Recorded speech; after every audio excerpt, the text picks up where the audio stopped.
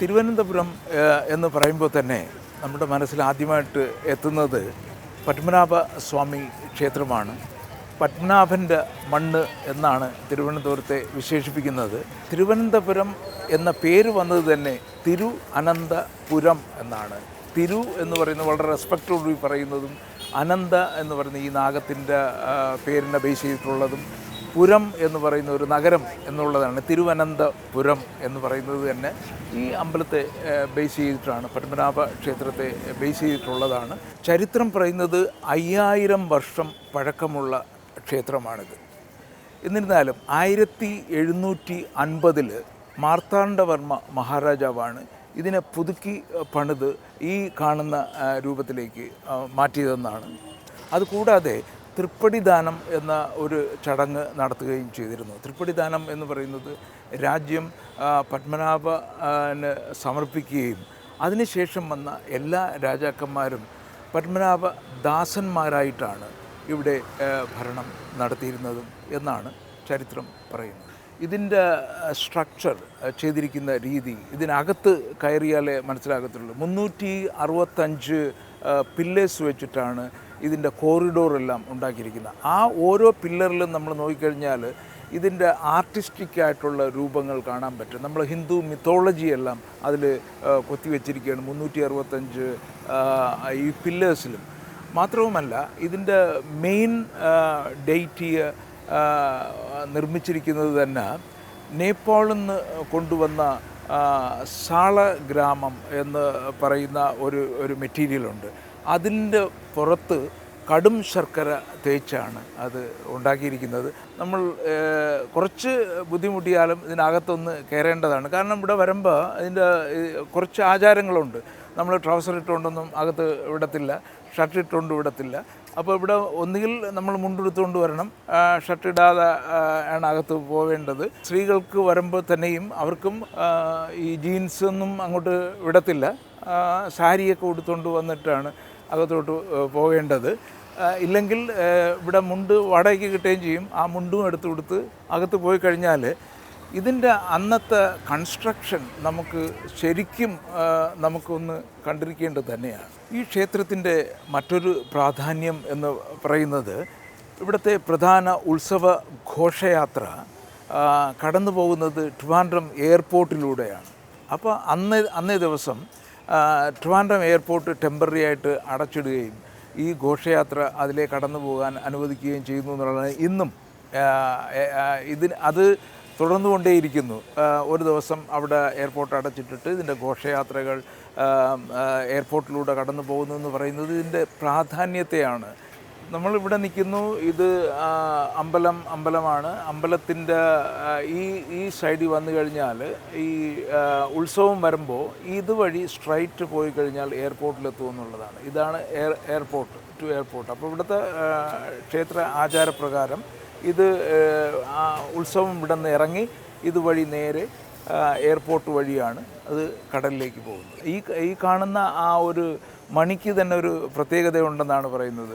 അത് ഓരോ മണിക്കൂറിലും 2 ആടുകൾ വന്ന് രണ്ട് സൈഡിൽ ഇടിക്കുന്നു. അത് ഇപ്പോഴും വർക്കിംഗ് ആണ്. ഇതിനൊരു പ്രത്യേക പേരുമുണ്ടെന്ന് പറയുന്നു. ഇത് കാണാനുമായിട്ടും ധാരാളം ആൾക്കാർ പല സ്ഥലങ്ങളിൽ നിന്ന് വരുന്നുണ്ട്. ഈ 2011 ഇവിടുത്തെ ഈ ഓഡിറ്റിങ്ങിന് ശേഷമാണ് ഇത്രയും നിധിശേഖരം ഇവിടെ ഉണ്ടെന്ന് മനസ്സിലാക്കിയതും ലോകമെമ്പാടും ഇത്രയും പ്രശസ്തമായതും എന്നുകൂടി പറയേണ്ടിയിരിക്കുന്നു. നമ്മൾ ഈ സൈഡിൽ കൂടെ വരുമ്പോൾ മറ്റ് ഒരു കാര്യം രസകരമായി തോന്നിയത്, ഈ കാണുന്നത് നമുക്ക് പല സ്ഥലങ്ങളിലും കണ്ടിട്ടുണ്ട്. ഈ ചുമട് താങ്ങികൾ എന്ന് പറയുമല്ലോ, റോഡിൻ്റെ സൈഡിലൊക്കെ മുമ്പുണ്ടായിരുന്നു. മുമ്പ് ആൾക്കാർ ട്രാൻസ്പോർട്ട് ചെയ്തിരുന്നത് ആൾക്കാർ തലച്ചുമടായിരുന്നല്ലോ. തലച്ചുമട് കൊണ്ടുവരുമ്പോൾ അവർക്ക് റെസ്റ്റ് എടുക്കാൻ വേണ്ടിയിട്ട് വെച്ചിട്ട് അവരിരുന്ന് റെസ്റ്റ് എടുത്ത് വീണ്ടും തലയിൽ, അപ്പോൾ ആരുടെയും സഹായമില്ലാതെ അവർക്ക് ഇറക്കി വയ്ക്കാനും വീണ്ടും തലയിലേക്ക് എടുത്ത് വയ്ക്കാനും പറ്റുമെന്നുള്ളതാണ്. ഇത്തരം പല റോഡിൻ്റെ സൈഡുകളിലും ഒരു പക്ഷേ കണ്ടു കാണും. ഇതിന് ചുമട് താങ്ങികളാണ് ഇതെല്ലാം. ഈ പത്മനാഭ സ്വാമി ക്ഷേത്രത്തിലെ ദർശന സമയം എന്ന് പറയുന്നത് രാവിലെ 3:30 തുറക്കും. തുറന്നു കഴിഞ്ഞാൽ പിന്നെ പല പൂജകൾക്കായി അടയ്ക്കുന്നത് മാത്രമല്ലാതെ 7 മണി മുതൽ 8:30 മണി വരെ ഇതിനകത്ത് പ്രവേശനം ഉണ്ടാവില്ല. അത് ഈ രാജകുടുംബങ്ങൾക്ക് വേണ്ടി മാത്രമുള്ളതാണ്. അത് 7 മണി മുതൽ 8:30 മണി വരെ. പിന്നെ 12 മണിക്ക് അടയ്ക്കുന്നു, വീണ്ടും 5 മണിക്ക് തുറക്കുന്നു. 7:20 ലാസ്റ്റിൽ നമുക്ക് ഇതിനകത്തോട്ട് കയറാൻ പറ്റുന്നത്. അതുകൊണ്ട് ഈ സമയം കൂടെ നോക്കി വന്നു കഴിഞ്ഞാൽ പകൽ വരുമ്പോൾ 7 തൊട്ട് 8:30 മണി വരെ ഇവിടെ ഇതിനകത്തേക്ക് പ്രവേശനമില്ല എന്നുള്ളത് ഒന്ന് മനസ്സിലാക്കിയിരുന്നാൽ നമുക്ക് കുറച്ച് ടൈം സേവ് ചെയ്യാൻ പറ്റും. ഈ അമ്പലത്തിൻ്റെ മുൻവശത്ത് ഇടതുഭാഗത്തായി പത്മതീർത്ഥ കുളമുണ്ട്. പത്മതീർത്ഥ കുളം ഇവിടെ വന്നപ്പോൾ നമ്മൾ കാണാൻ കഴിയുന്നത് ആൾക്കാരെല്ലാം അരിയെറിയുന്നു, ധാരാളം വലിയ മീനുകളെയൊക്കെ കാണാൻ കഴിയുന്നുണ്ട്. അപ്പോൾ ഓരോ ആചാരങ്ങളാണ്. ഒരാളുടെ അടുത്ത് ചോദിച്ചപ്പോൾ അദ്ദേഹം പറയുന്നത് പുറത്തെല്ലാം ഉണ്ണിയെല്ലാം പോകാനായിട്ട് പ്രാർത്ഥിച്ചുകൊണ്ടാണ് അദ്ദേഹം അരിയെറിഞ്ഞതെന്നാണ് പറയുന്നത്. ഏതായാലും പത്മതീർത്ഥ കുളം, ഇത്രയും വലിയൊരു കുളം ആ കാലത്ത് ഉണ്ടാക്കുകയും ഇതിൻ്റെ മധ്യത്ത് കിണറുകളുണ്ടെന്നാണ് പറയപ്പെടുന്നത്.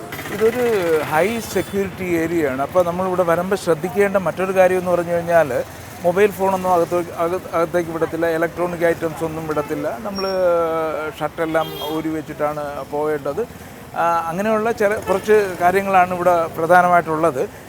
തിരുവനന്തപുരത്ത് വരുമ്പോൾ ഞങ്ങൾ ഇപ്പോൾ കന്യാകുമാരി മുതൽ കാസർഗോഡ് വരെ പോവുകയല്ലേ, അപ്പോൾ ഒരുപാട് സമയം ഇവിടെ സ്പെൻഡ് ചെയ്യാതെ ഇനി ഞങ്ങൾ അടുത്തതായിട്ട് പോകുന്നത് ചാല കമ്പോളത്തിലേക്കാണ് പോകുന്നത്. അപ്പോൾ ഇവിടെ ചാല കമ്പോളം എന്ന് പറയുന്നത് വളരെ പ്രശസ്തമാണ്. അവിടെ പോയിട്ട് അവിടുത്തെ വിശേഷങ്ങൾ അടുത്തതായി കാണാം.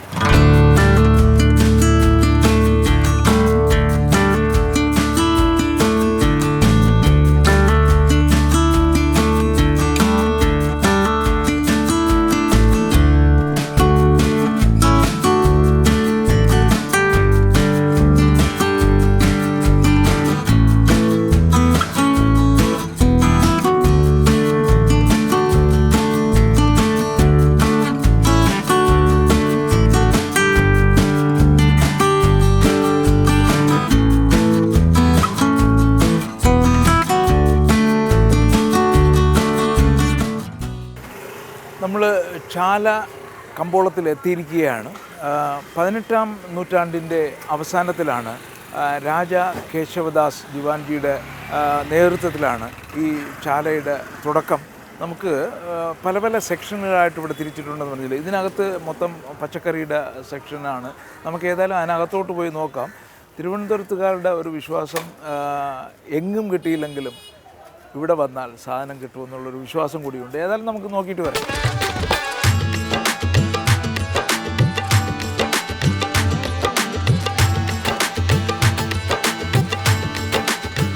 ഈ മാർക്കറ്റ് എന്ന് പറയുന്നത് ഒരുപക്ഷെ ഇന്ത്യയിലെ തന്നെ ഏറ്റവും വലിയ മാർക്കറ്റുകളിൽ ഒന്നാണെന്ന് പറയാം. കാരണം പല സ്ഥലങ്ങളിൽ നിന്നും ബൾക്കായിട്ട് സാധനങ്ങൾ ഇവിടെ വരെയും ഇവിടെ നിന്നാണ് ബാക്കി ഡിസ്ട്രിക്റ്റുകളിലേക്കെല്ലാം ഡിസ്ട്രിബ്യൂട്ട് ചെയ്യുന്നത്. അതായത് ഹോൾസെയിൽ നടക്കുന്നത് ഇവിടെ നിന്നാണ്, ഇവിടത്തേക്കാണ് വരുന്നത്. ഇപ്പോൾ തമിഴ്നാട്ടിൽ നിന്നായാലും പഞ്ചാബിൽ നിന്നായിരുന്നാലും എല്ലാം ബൾക്കായിട്ട് സാധനങ്ങൾ വരുന്നത് ഈ ചാല മാർക്കറ്റിലാണ്. ഇവിടെ നിന്നിട്ടാണ് കൊല്ലം പോലെയുള്ള മറ്റ് ഡിസ്ട്രിക്റ്റുകളിലേക്ക് എല്ലാം ഡിസ്ട്രിബ്യൂട്ട് ചെയ്യുന്നതും. അതുകൊണ്ട് തന്നെ ഇവിടെ വന്നു കഴിഞ്ഞാൽ വളരെ വില കുറച്ചും എല്ലാ സാധനങ്ങളും നമുക്കിവിടെ കിട്ടാൻ കഴിയും. ഇതിപ്പോൾ പച്ചക്കറിയുടെ ഏരിയ മാത്രമാണ്. ഇതുപോലെയുള്ള പല പല ഏരിയാസ് ഉണ്ട്. നമുക്ക് അങ്ങോട്ടെല്ലാം പോയിട്ട് വരാം.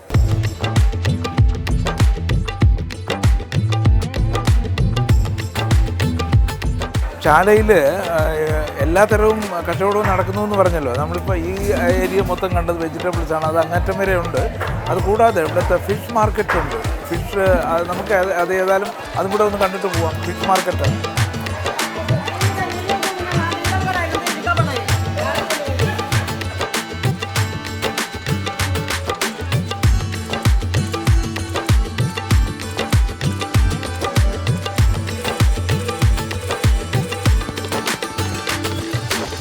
ഒരു കാര്യം മനസ്സിലാക്കുന്നത്, നമുക്ക് ഇവിടെ അധ്വാനിക്കാൻ കഴിവുള്ളവർക്കാണെങ്കിൽ ഇതുപോലെയുള്ള സാധനങ്ങൾ ഇവിടെ നിന്ന് വന്ന് വാങ്ങിക്കൊണ്ട് സിറ്റി കൊണ്ടുപോയി വിറ്റ് കഴിഞ്ഞാൽ ഇതിൻ്റെ ഇരട്ടി വില കിട്ടത്തില്ലേ. അപ്പോൾ അധ്വാനിക്കാൻ ആഗ്രഹിക്കുന്നവർക്കും അധ്വാനിക്കണമെന്ന് വിചാരിക്കുന്നവർക്കും ശരിക്കും ഇവിടെ നിന്ന് വന്ന് സാധനം എടുത്തുകൊണ്ട് പോയി മറ്റ് സ്ഥലങ്ങളിൽ വിറ്റ് കഴിഞ്ഞാൽ തന്നെ നല്ല ഒരു പ്രോഫിറ്റ് കിട്ടുന്ന രീതിയിലാണ് ഇവിടെ വന്നപ്പോൾ എനിക്ക് മനസ്സിലാവും. അത്രയ്ക്ക് വില കുറവാണ്. ഞാൻ മീനൊക്കെ നോക്കിയപ്പോൾ തന്നെ വളരെ വളരെ 50 രൂപയ്ക്കൊക്കെ അയലകളൊക്കെ കിട്ടുന്നു. അപ്പോൾ എന്തുകൊണ്ടും അടുത്തൊരു ബിസിനസ് ചെയ്യാൻ പറ്റിയവർക്ക് ഏറ്റവും നല്ല സ്ഥലം കൂടിയാണ് ഈ ചാല മാർക്കറ്റ്. ചാലയ്ക്കകത്ത് വരുമ്പോൾ ഒരു 4 ജംഗ്ഷനുണ്ട്. ഇവിടെ വരുമ്പോഴത്തേക്ക് 4 റോഡുകൾ ചേരുന്ന ഒരു ജംഗ്ഷനുണ്ട്. ഇവിടെ വന്നു കഴിഞ്ഞാൽ ഫോർ എക്സാമ്പിൾ ഇതിൻ്റെ മുമ്പ് വന്നു കഴിഞ്ഞാൽ റൈറ്റിലോട്ട് പോയി കഴിഞ്ഞാൽ ഇരുമ്പ് സംബന്ധമായ എല്ലാ സാധനങ്ങളും നമുക്ക് കിട്ടും. ഈ സൈഡിലേക്ക് പോയി കഴിഞ്ഞാൽ നമുക്ക് പൂവ് എല്ലാം കിട്ടും. ഇങ്ങോട്ട് പോയി കഴിഞ്ഞാൽ പച്ചക്കറികൾ, മീറ്റ്, ഫിഷ് എല്ലാം ഇങ്ങോട്ട് കിട്ടും. ഇങ്ങോട്ട് പോയി കഴിഞ്ഞാൽ പാത്രങ്ങളുടെ കടയാണ്. അങ്ങനെ ഒരു 4 ആയിട്ട് തിരിച്ചിട്ടുണ്ട്. ഈ ഒരു ജംഗ്ഷനിൽ വന്നു കഴിഞ്ഞാൽ നമുക്ക് 4 സൈഡിലേക്ക് പോകാൻ കഴിയും. അതുകൊണ്ടാണ് ഇത്തരം കാര്യങ്ങൾ മേടിക്കണം എന്നാഗ്രഹിക്കുന്നവർ ഡെഫിനറ്റായിട്ട് ഇവിടെ വന്നിട്ടാണ് ഒരു തീരുമാനം എടുക്കുന്നത്. ഇരുമ്പാണോ വേണ്ടത്, പച്ചക്കറിയാണോ വേണ്ടത്, ഫ്ലവേഴ്സാണോ വേണ്ടത്, പാത്രങ്ങളാണോ വേണ്ടത്. ചാല മാർക്കറ്റ് വന്നപ്പോൾ ആ ഇരുമ്പ് വ്യവസായത്തിൻ്റെ ജംഗ്ഷനിലേക്കാണ് ഇങ്ങോട്ട് തിരിഞ്ഞു വന്നതെങ്കിലും കയറിക്കഴിഞ്ഞാൽ ഫസ്റ്റ് റൈറ്റ് കാണുന്നത് നമുക്ക് ഈ പഴയ സാധനങ്ങളുണ്ട്. ഇപ്പോൾ കാറിൻ്റെതാവട്ടെ, ഈ നമ്മൾ ആക്രി സാധനങ്ങളെന്നൊക്കെ പറയും, അതുപോലെ തന്നെ ഈ പഴയ സാധനങ്ങൾ, പിന്നെ ആൻറ്റീക്ക് ആയിട്ടുള്ള സാധനങ്ങൾ, പഴയ സാധനങ്ങളും നമുക്കിവിടെ വന്ന് നോക്കിക്കഴിഞ്ഞാൽ വീട്ടിൽ ഷോക്കേസിലൊക്കെ വയ്ക്കാൻ പറ്റിയ പഴയ സാധനങ്ങളൊക്കെ മേടിച്ചിട്ട് നമുക്ക് പുതുക്കി വയ്ക്കാവുന്ന കാര്യങ്ങളാണ് ഇങ്ങോട്ടുള്ളത്. ഇങ്ങോട്ടെല്ലാം ഇരുമ്പിൻ്റെയും മറ്റ് സാധനങ്ങളുടെയും വിൽപ്പനയാണ്.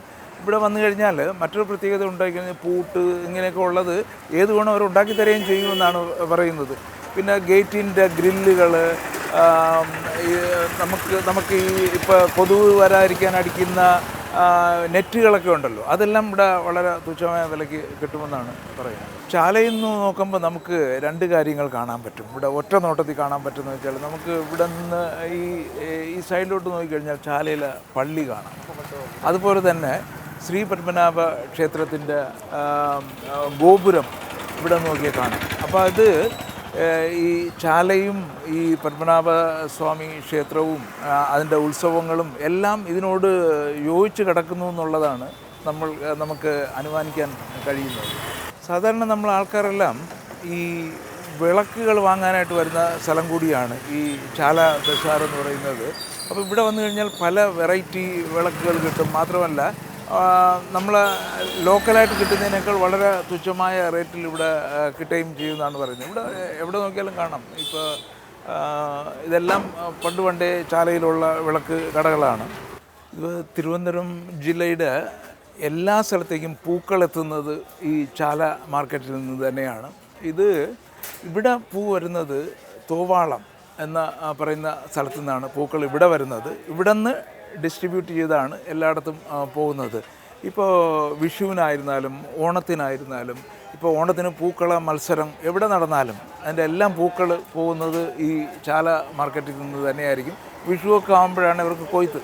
മാത്രമല്ല ഇതിപ്പോൾ ഒരു നോർമൽ ഡേ ആയിട്ട് പോലും ഇത്രയും പൂമാലകൾ അവർ കെട്ടിയിട്ടിട്ടുണ്ടെങ്കിൽ ഡെഫിനറ്റായിട്ട് ഇത്രയും ചിലവും ഉണ്ടാവും. വെറുതെ കെട്ടിയിടത്തില്ലല്ലോ. ഇങ്ങനെയുള്ള 100 കണക്കിന് ഷോപ്പുകൾ ഇവിടെ ഉണ്ട്. അതാണ് ഈ ചാല മാർക്കറ്റിൻ്റെ പ്രത്യേകത എന്ന് പറഞ്ഞു കഴിഞ്ഞാൽ എന്ത് വേണമെങ്കിലും ഇവിടെ വന്നു കഴിഞ്ഞാൽ അതിൻ്റേതായ പ്രത്യേക സെക്ഷൻ തന്നെ ഉണ്ട്. നമുക്ക് ഏറ്റവും കുറഞ്ഞ നിരക്കിൽ കിട്ടുകയും ചെയ്യും. ചാല മാർക്കറ്റിൽ വന്നത് ഒരു അനുഭവം തന്നെയായിരുന്നു. പക്ഷേ 1-2 കാര്യങ്ങൾ നമ്മളിനി വരികയാണെങ്കിൽ ശ്രദ്ധിക്കേണ്ടതുണ്ട്. നമ്മൾ കാറിലൊന്നും ഇവിടെ വന്നിട്ട് വലിയ കാര്യമൊന്നുമില്ല. കാരണം കാറൊന്നും കൊണ്ടുവന്നു കഴിഞ്ഞാൽ ഇതിനകത്തോട്ട് വരാൻ പറ്റത്തില്ല. കാർ എവിടെയെങ്കിലും വെളിയിൽ എവിടെയെങ്കിലും നിർത്തിയിട്ട് നടന്നു വരിക എന്നുള്ളതാണ് ഇവിടുത്തെ ചാല മാർക്കറ്റിലേക്ക് വരേണ്ട ഒരു ടിപ്പെന്ന് പറയുന്നത്. പിന്നെ ഇവിടെ ആഹാരം കഴിക്കാനായിട്ട് ധാരാളം ആൾക്കാർ വരുന്നുണ്ട്. ഇവിടെയാണ് കേത്തൽ ചിക്കൻ എന്ന് പറയുന്ന ഒരു വളരെ ഫേമസ് ആയിട്ടുള്ളൊരു ചിക്കൻ ഷോപ്പുണ്ട്. പിന്നെ മുബാറക്കിൻ്റെ ഫിഷ് ഷോപ്പുണ്ട്.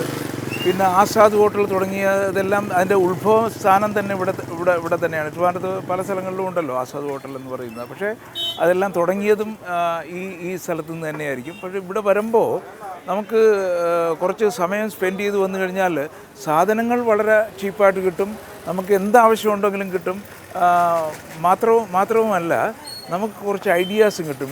വീടൊക്കെ നമുക്ക് എങ്ങനെ ഡെക്കറേറ്റ് ചെയ്യണം, അതിന് വീട്ടിലൊക്കെ എന്തെല്ലാം വെക്കാൻ പറ്റും എന്നുള്ള ഒരു ഐഡിയാസും കിട്ടും. ഇവിടെ വന്ന് ഒരു ദിവസം എടുക്കും. എല്ലാം ഒന്ന് കണ്ടുവരെയും കുറച്ച് പൂവൊക്കെ വാങ്ങി നല്ലൊരു ആഹാരവും കഴിച്ച് നമുക്ക് പോകാൻ പറ്റും. ഇവിടെ വന്നപ്പോൾ നമുക്ക് നൊസ്റ്റാൾജിയ തോന്നുന്ന കുറേ കാര്യങ്ങളുണ്ട്. ഇതൊക്കെ നമുക്ക് പണ്ട് നമ്മൾ തവി ഉപയോഗിച്ചിരുന്നതെല്ലാം ഇതാണ്, തേങ്ങയുടെ ചിരട്ട വെച്ചിട്ടുള്ള കാര്യങ്ങളാണ്. ഇതെല്ലാം ഉണ്ട്. ഇത് കുട്ട, വട്ടി, കയറ് ഇതെല്ലാം ഇവിടെ ഉണ്ട്. നമുക്ക് പഴയ സാധനം മുതൽ പുതിയ സാധനങ്ങൾ വരെ കാണണമെങ്കിൽ നമ്മൾ ചാല മാർക്കറ്റിലാണ് വരേണ്ടത്. ഏതായാലും ഈ ചാല കഴിഞ്ഞ് ഞങ്ങൾ ട്രിവാൻഡ്രത്ത് തന്നെ മറ്റൊരു ഡെസ്റ്റിനേഷനിലേക്ക് പോകുകയാണ്. ഞങ്ങൾ ട്രിവാൻഡ്രം എയർപോർട്ടിൽ നിന്ന് ഈ ഇവിടുത്തെ ഹൈവേ വഴി വന്നപ്പോൾ ഈഞ്ചക്കൽ എന്ന് പറയുന്ന സ്ഥലത്ത് ഒന്ന് ആഹാരം കഴിക്കാമെന്ന് വിചാരിച്ചതാണ്. അപ്പോൾ ഈ ആര്യ ഭവൻ എന്ന് പറയുന്ന ഒരു നല്ല വെജിറ്റേറിയൻ റെസ്റ്റോറൻറ്റിൻ്റെ അടുത്ത് തന്നെ ഉണ്ട്. അപ്പോൾ ഞങ്ങൾ ആര്യഭവൻ, ഞങ്ങൾ 4 പേരുണ്ട്, നമ്മൾ എല്ലാം ക്യാമറ എല്ലാം ഉണ്ടല്ലോ. അപ്പോൾ ഞങ്ങളൊരു 4 താലി മീൽ ഓർഡർ ചെയ്തിട്ട് കഴിക്കാമെന്നാണ് വിചാരിക്കുന്നത്. ഏതായാലും ഇവിടുത്തെ വെജിറ്റേറിയൻ ഫുഡല്ലേ, നമുക്കൊന്ന് പരീക്ഷിച്ച് കളയാം. സാധാരണ നമ്മൾ പുറത്തൊക്കെ പോകുമ്പോഴത്തേക്ക് പലരും വെജിറ്റേറിയൻ മീൽസാണ് പ്രിഫർ ചെയ്യുന്നത്. കാരണം അറിഞ്ഞുകൂടാത്ത മീറ്റൊക്കെ കഴിച്ചിട്ട് പ്രശ്നം ഉണ്ടാക്കണ്ടോ എന്ന് വിചാരിച്ചിട്ടേ.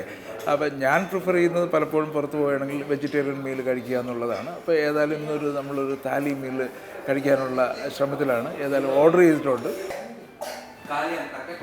താലി ഇതിൽ ചപ്പാത്തിയുണ്ട്, വടയുണ്ട്, പഴമുണ്ട്, ഒരു മുളകുണ്ട്, ഇതൊക്കെ ഉണ്ട്, വട എല്ലാം ഉണ്ട്.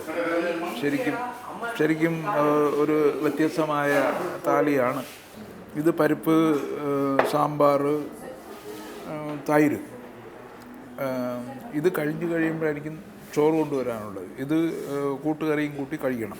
കഴിച്ച് കഴിയുമ്പോഴത്തേക്ക് ചോറ് കൊണ്ടുവരും.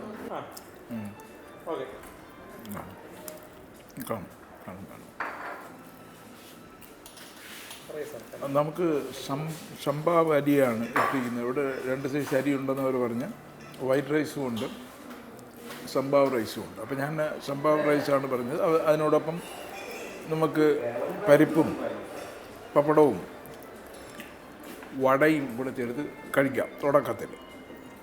ഇതെല്ലാം പിന്നെ കഴിച്ച് തീർന്നിട്ട് ഇതിൻ്റെ അഭിപ്രായം പറയാം. ഗംഭീര ഊണായിരുന്നു. ഇപ്പോൾ ഫൈനലി ഇതിൻ്റെ കുറച്ച് രസവും ചേർത്തൊന്ന് ഫിനിഷ് ചെയ്താൽ പിന്നെ നമുക്ക് കഴിക്കാനുള്ളത് പാൽപ്പായസമാണ്. നല്ല പാൽപ്പായസം ഉണ്ടാക്കി വെച്ചിട്ടുണ്ട്. ഈ രസം കഴിച്ചിട്ട് ഒരു പാൽപ്പായസം കൂടെ കഴിച്ചു കഴിഞ്ഞാൽ ഇന്നത്തെ ഉച്ചയ്ക്കത്തെ ഊണ് ഗംഭീരമായി. ഇത് ഓരോ തൊടുകറികളും ഭയങ്കര ടേസ്റ്റി ആയിരുന്നു കേട്ടോ. ഇതെല്ലാം എന്ത് തൊടുകറികളൊക്കെ ഉണ്ടാക്കി എല്ലാം നല്ല ടേസ്റ്റായിരുന്നു. എല്ലാം തീർത്ത് വെച്ചിരിക്കുകയാണല്ലേ. ശരിക്കും ഈ തൈര് തന്നെ, ഒരു ഫ്രഷ് തൈരുണ്ടാക്കി വെച്ചിരുന്നത് ഭയങ്കര ടേസ്റ്റി ആയിരുന്നു. അപ്പോൾ ഇതും കഴിച്ച് പായസവും കുടിച്ചിട്ട് ഞങ്ങൾ ഒരു അടുത്ത ഡെസ്റ്റിനേഷനിലേക്ക് പോവുകയാണ്. ഏതായാലും ഇവിടെ വരുമ്പോൾ ഒരു വെജിറ്റേറിയൻ ഫുഡ് കഴിക്കണമെങ്കിൽ ഈ ആര്യഭവൻ നല്ല ഒരു ചോയ്സാണ്. ചാല മാർക്കറ്റിൽ നിന്നും ഏകദേശം ഒരു 4 കിലോമീറ്റർ നമ്മൾ തീരദേശത്തോട് അടുത്ത് ഇവിടെ വന്നു കഴിഞ്ഞാൽ നമുക്ക് ഭീമാപള്ളിയിൽ എത്താൻ കഴിയും. ഈ ഭീമാപള്ളി എന്ന് പറയുന്നത് വളരെ പുരാതനമായ ഒരു മുസ്ലിം ആരാധനാ കേന്ദ്രമാണ്. ഇവിടെ നാനാ മതസ്ഥരും വരുന്നു എന്നുള്ളതാണ് ഇതിൻ്റെ പ്രത്യേകത. ഇവിടെ ഒരു ഹീലിംഗ് പവറുണ്ടെന്നും 2 കിണറുകളുണ്ടെന്നും പറയപ്പെടുന്നു. 2 കിണറുകളുണ്ട്. നമുക്ക് അകത്തോട്ട് പോയി നോക്കാവുന്നതാണ്. ഒരു കിണറിലെ വെള്ളം തണുത്ത വെള്ളവും ഒരു കിണറിലെ വെള്ളം ചൂടുവെള്ളവും എന്നാണ് പറയുന്നത്. എല്ലാ മതവിഭാഗത്തിൽപ്പെട്ടവരും ഈ ഭീമാപള്ളിയിൽ വരാറുണ്ട്. ഈ പള്ളിയുടെ ചരിത്രം പറയുകയാണെങ്കിൽ നബി പരമ്പരയിൽപ്പെട്ട സൈറുനിസ ഭീമ ബീവിയും അവരുടെ മകനും ഈ സ്ഥലത്ത് വരികയും ഈ സ്ഥലത്തുള്ള ആൾക്കാരുമായിട്ട് സമ്പർക്കം പുലർത്തുകയും അവരുടെ രോഗശാന്തിയിൽ ഒരു ഭാഗമാക്കാവുകയും മാത്രമല്ല മതപഠന ക്ലാസ്സുകൾ നടത്തുകയും ചെയ്ത് അവർ ഈ ഏരിയയിൽ മൊത്തം പോപ്പുലറാവുകയും അങ്ങനെ ഇരിക്കുന്ന സാഹചര്യത്തിലാണ് ബീവിയുടെ മകൻ മരിക്കുകയും അതിനുശേഷം ബീവിയും മരണപ്പെടുകയും അവരുടെ ഖബറുകളാണ് ഇവിടെ ഇതിനകത്ത് ഉള്ളത്. അതുകൊണ്ട് തന്നെ ഈ രോഗശാന്തിക്കും വളരെ പ്രശസ്തമാണ് ഈ സ്ഥലം ഭീമാപള്ളി എന്ന് പറയുന്നത്. അതുകൊണ്ട് തന്നെ സർവ്വവിധ മതസ്ഥരും ഇവിടെ വരികയും ഇതിൻ്റെ ആരാധനയിൽ പങ്കുകൊള്ളുകയും ചെയ്യുന്നു എന്നുള്ളതാണ് ഈ ഭീമാപള്ളിയുടെ പ്രത്യേകത. ചരിത്ര പ്രാധാന്യമുള്ള ഭീമാപള്ളിയിൽ നിന്നും ഞങ്ങൾ ട്രിവാൻഡ്രത്തിൻ്റെ മറ്റൊരു ഡെസ്റ്റിനേഷനിലേക്ക് പോവുകയാണ്. ട്രിവാൻഡ്രം വിസിറ്റ് ചെയ്യുന്ന എല്ലാവരും ഒരു മസ്റ്റ് വിസിറ്റ് പ്ലേസായിട്ട് തന്നെ എടുക്കേണ്ട ഒരു സ്ഥലമാണ് ഭീമാപള്ളി. മാത്രമല്ല ഭീമാപള്ളിയുടെ ഇതിൻ്റെ മറുവശമുണ്ട്. ആ വശത്ത് റോഡുകളെല്ലാം ചെറിയ ചെറിയ ഷോപ്പുകളുണ്ട്. ഇൻ്റർനാഷണൽ ഗുഡ്സൊക്കെ കിട്ടുന്ന സ്ഥലങ്ങളാണ്. പണ്ടേ പോപ്പുലറാണ്. ഇങ്ങനെയുള്ള പണ്ട് കാസറ്റും വീഡിയോയും ഒക്കെ ഉണ്ടായിരുന്ന കാലത്തെല്ലാം ആൾക്കാർ അത് വാങ്ങാൻ വന്നിരുന്ന സ്ഥലം കൂടിയാണ് ഭീമാപള്ളി. അതുകൊണ്ട് ഏതായാലും ട്രിവാൻഡ്രം വിസിറ്റ് ചെയ്യുമ്പോൾ ഒരു മസ്റ്റ് വിസിറ്റ് പ്ലേസാണ് ഭീമാപള്ളി. ഞങ്ങൾ മറ്റൊരു ഡെസ്റ്റിനേഷനിലേക്ക് പോവുകയാണ്.